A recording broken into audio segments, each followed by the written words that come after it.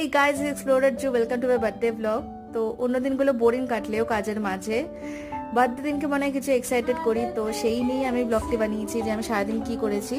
এমনি সময় কাজের দিনগুলোতে ঘুম ভাঙতে চায় না, কিন্তু সেদিনকে যেহেতু ছুটি ছিল আর আমার বার্থডে, আমি অনেক সকালে উঠে গেছিলাম আর একটু ঠাকুরের ফুল তুলে আনলাম।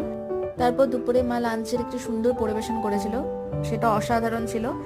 এবং উপরে একটু নাচানাচি করলাম, নিজের বার্থডে বলে কথা, আমার ফেভারিট গানটাতে নাচলাম। বিকেলে কেক কাটা হলো,